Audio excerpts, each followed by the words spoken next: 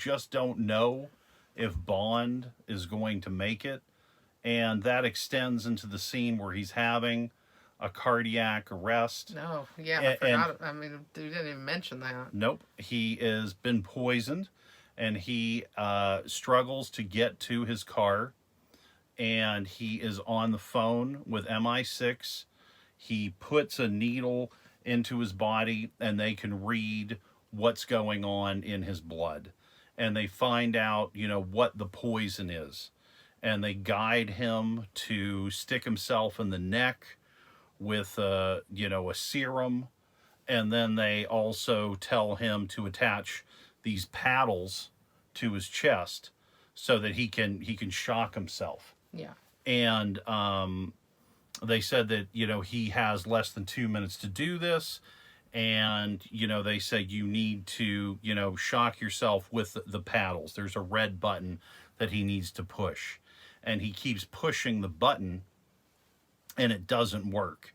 And he sees that one of the leads is not connected to one of the paddles that's stuck to his chest. Yeah. And he passes out. So Bond could have actually just died in that moment if it wasn't for Vesper, who shows up, reconnects that lead, and pushes the button and brings him back to life. Yeah. And this is symbolic also, because he is dead emotionally as a person.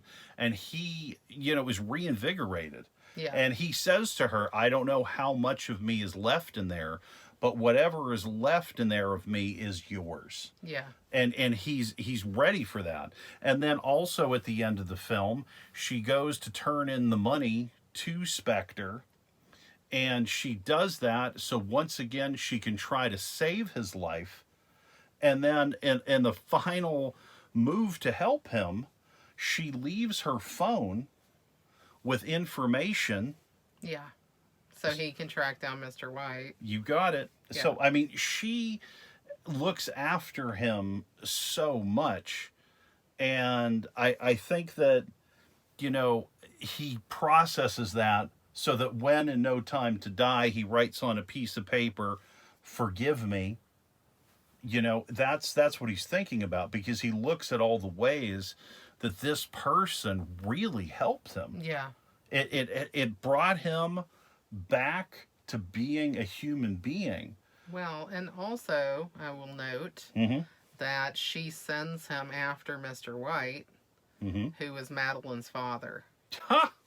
Look at that. So Vesper is, in that way, the one that leads him to Madeline. Wow. And that leads him to a child. Yes. Wow.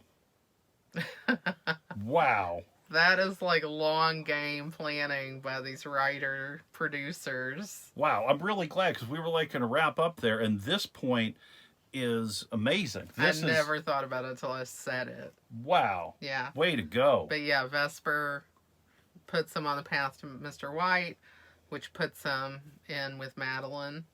And that's kind of his whole life. Like, that just becomes what his life is. I mean, at the end of Spectre, he leaves being a spy to be with her. And of course, things don't work out. Yeah.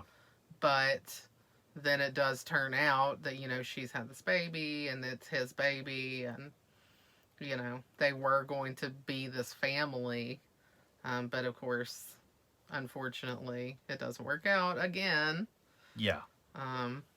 Because of what happens with the Rami Malek character. That's crazy. Yeah, it's just, again, like we said, the Daniel Craig series of films is like one big story. And each chapter is kind of its own standalone thing, but there is also like a long game story going across the entire series. I fully agree. It's really cool.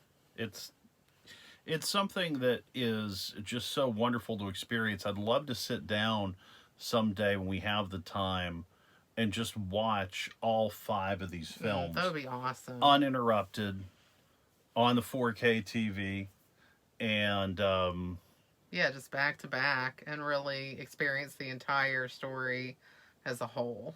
Yeah, I would love that.